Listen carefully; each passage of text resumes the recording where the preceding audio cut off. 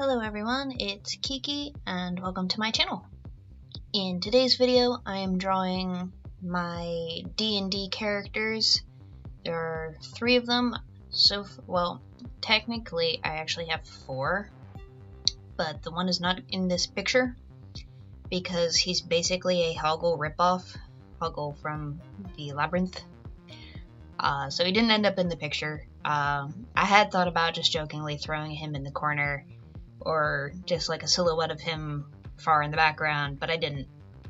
But these are my 3 characters. The one up here on the top that's jumping up in the air hasn't officially been used yet. However, if you have watched some of my other videos, 1 or 2 at least, you may actually sort of recognize this character. This is Shade. We had finished 1 campaign, so getting ready for a new campaign, and I needed a new character, so I was thinking about it, like, well, I don't know what I'm gonna do. So I'm like, well, everybody already calls Shade a D&D character, even though that's not what she is. Or wasn't, rather. So I'm like, oh, I'll just turn her into one officially. So this is her D&D form. The second one here with the gun is my gunslinger Marilyn Rush River. My brother and I joked after I came up with the design of being a gunslinger with pale skin and bright red hair that I should try to voice her as if I was Lady Fortune. I couldn't get the speech pattern down in order to do it. And I also kind of wanted to give her an Irish accent, but I can do Scottish, but I can't really do Irish well. Like I can, but for a very limited time. But she's the one I used for my brother's campaign. And then this lovely elf lady with her kitty cat friend is Alavera. And she is the one that I used in the campaign that just ended. She is an elf.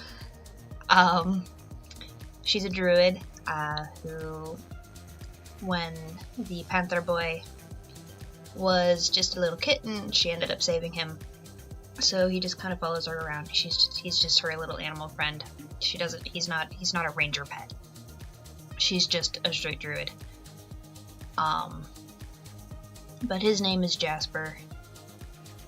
But the reason I didn't specify for Aloe Vera when I first introduced her what kind of elf she is because she's a half-breed, but she's not half-elf.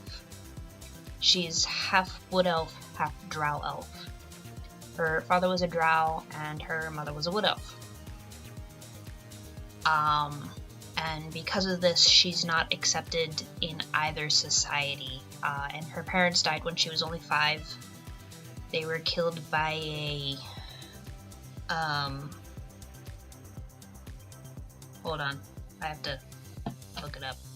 Alright, so her parents were killed by an onkeg, which is this really big, nasty, ugly looking evil mantis thing. And that happened when she was 5, so traumatized for life and all that. But so that left her alone in the woods, in the forest, with no one. The wood elves wouldn't accept her because she had drow in her, and the drow wouldn't accept her because she had wood elf in her. So she just lived alone with the animals, became a druid. Is horribly, horribly beyond socially awkward. Like if you watch Critical Role and you know Keyleth, multiply that. That's like, she is squirrely and doesn't know what she's doing when it comes to people. She has no idea. She's very clueless. She got a little bit better as the campaign went on, just from interacting with her companions that she found. Her main goal, despite how socially awkward she was and how timid she is around people, was simply to find a place to belong. That's all she wanted, was somewhere to belong and a family to call her own. That was her main, is her main goal, is just to find somewhere where she fits. But yeah, so that's the main idea of Aloe Vera. Marilyn as I said, is a gunslinger. She's human. She's not very trusting. Her background is folk hero. She learned how to make her own gun from the materials that were around her village at the base of a mountain. It was a mining village, so there's like black powder and stuff like that. She made her own gun and used her tools in order to fend off from some creature that was attacking the village. She's lived in the mountains, but she does not like mountains. She doesn't like to climb them. She doesn't really like to be near them. She's not a mountain fan, even though she's lived at the base of a mountain all her life. And in one part of the campaign, we had to climb mountains, and she was not happy. And that was kind of a spur of the moment thing, which was kind of fun, because I was like, oh yeah, we have to go through, and Marilyn's just like, no. I don't know, there's a valley here, we should just go through, there's this nice, clear, why do we have to go over and climb? Because all of a sudden I was just like, Marilyn doesn't like mountains. I don't know why, she doesn't. She just doesn't. But it is kind of fun figuring out the character as I go. There's just some things that it's like, yeah, no, they don't like that, or yeah, okay, they like that. That, you just didn't think about it before until you come to that point in the campaign, which is kind of fun. With Marilyn, I didn't have a set idea in my head other than she had long red hair and a duster coat. That's like all I knew going into it.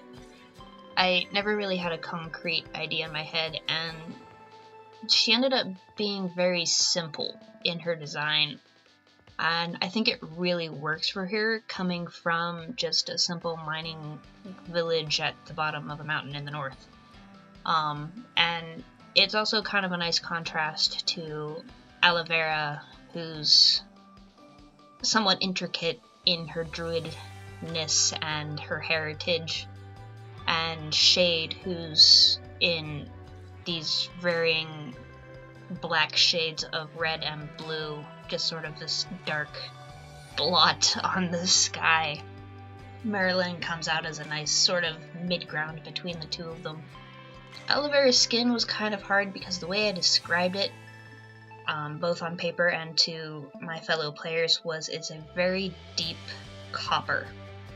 Because her figure, her eyes and the veining come from her mother, and then the very dark skin and the very, very pale hair come from her father. And I do actually have names for them, but I'm not entirely sure where her character sheet went, so I can't tell you, because I don't know them off the top of my head. But yeah, so that's the characters. I guess I could talk a little bit about Shade, but at the same time I talk about her in the other videos she shows up, so I could just tell you to go watch those.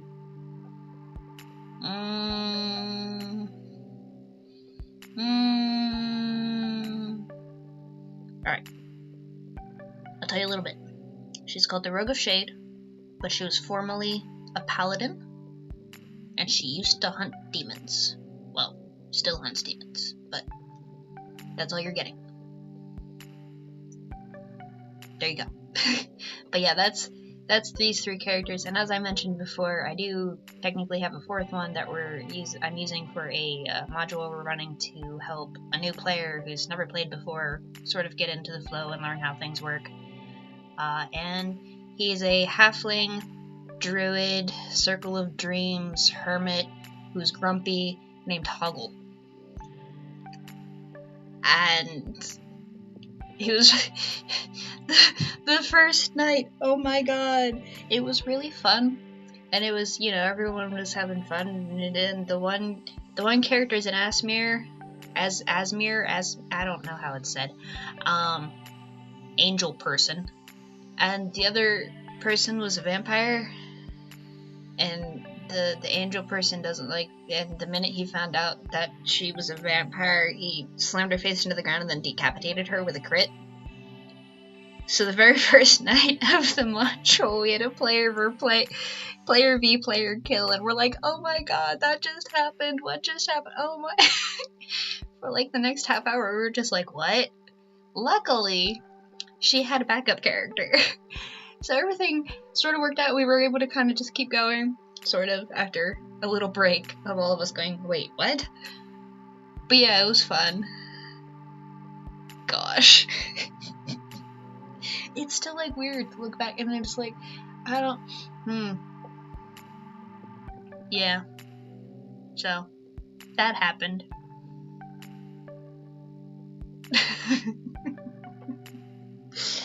But I had fun with this, and I had originally just been planning on doing this like really lame just color splat background and not actually trying, and then I was like, no, I'm just gonna put like a little bit of ground under them and then just like blue and like brown, and that'll be it.